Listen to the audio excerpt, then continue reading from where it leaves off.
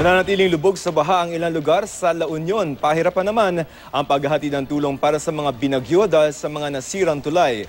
Live mula sa San Fernando, La Union, may report si Micaela Papa. Micaela?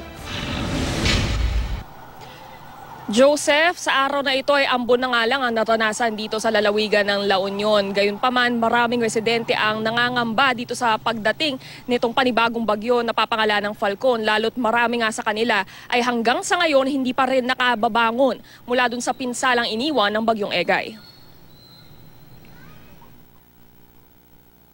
Dobleng trahedya ang sinapit ng pamilya ni LD Almirol. Kamamatay lang kasi ng anak na si Edmar noong isang linggo, heto't binaha naman ang kanilang bahay dulot ng bagyong Egay. Kaya ang libing ng anak hindi natuloy dahil baha sa sementeryo. Dito sa Bacnotan Public Cemetery hanggang ngayon may mga lugar na baha pa rin. Dito nga dapat ililibing si Edmar noong linggo, kaso ang problema umabot daw na hanggang lieg yung tubig noong magpakawala yung Bosawit Dam.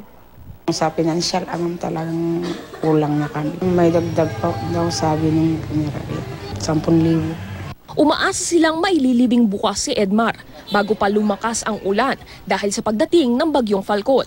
Kanina nagdala na ng relief goods ang pamahalaang lokal ng Bacnotan sa mga residente ng na-isolate na komunidad sa tabing ilog ng Barangay Ginabang matapos masira ng bagyong Egay ang mga hanging bridge. Ang problema, dahil mahigit 20 talampakan ang lalim ng ilog sa ibang bahagi, hirap pa ring itawid ang relief goods. Ang iba gumawa ng balsa mula sa mga puno ng saging. Si Mang Ferdinand nagmabuting loob. Gumawa ng balsang kawayan para matawiran ng mga tao. Mahirap din na 2 araw nang walang kuryente sa lugar, kaya wala silang nasasagap na balita tungkol sa paparating na bagyo. Yung mga bata, yung kawawa at wala nang makain. Kailangan sigurong may way para maipasa yung mga pagkain para naman magkaroon sila kung sakaling magkaroon ng problema ulit dahil sa ulan. Joseph, samantala dahil nga naging mas maganda na yung lagay ng panahon ngayong araw, kanina ay nakatawid na yung GMA Kapuso Foundation ng Ilog para makarating dun sa ilang isolated na barangay sa bayan ng Bangar at makapag-abot nga ng tulong dun sa mga residente doon. Sa ngayon ay nakapag-abot goods ang GMA Kapuso Foundation sa mahigit 3,000 residente. Seth? Mabuti naman, no? Mika, yung pinsala na dulot ng bagyong Egay muna, no? Ano yung pinsala na dinulot dyan sa La Union? Ano sabi ng provincial government?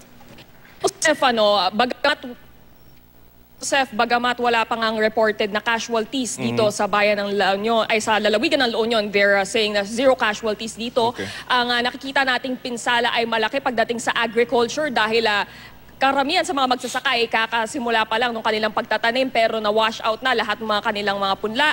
Malaki rin yung damage dun sa infrastructure dahil nga tulad nung naibanggit natin sa report kanina at sa previous report natin kahapon, napakaraming hanging bridge na nasira dun sa Barangay Ginabang sa Bacnotan. 4 nga na hanging bridge yun kung kaya naman na-isolate talaga yung barangay. So mga bagay na kailangan na solusyon ang nag-pledge na nga yung DILG na magpapagawa sila ng mas matibay na hanging bridge sa area na iyon.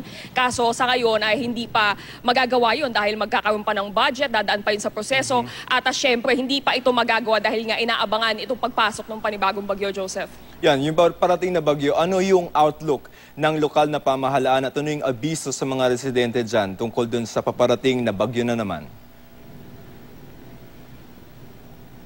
Joseph, in terms of equipment, sinisigurado ng La Union Rescue na kumpleto sila kasi in addition to the rescue boats, rescue rubber boats na meron sila, about 6 ang nakastock dito sa Operations Center sa likod ko. Meron din silang 2 jet ski, meron silang patrol boat at meron silang amphibious vehicle. So kung makikita nyo, meron silang iba't ibang vehicle for the different rescue needs o different situations na kailangan nilang pasukin.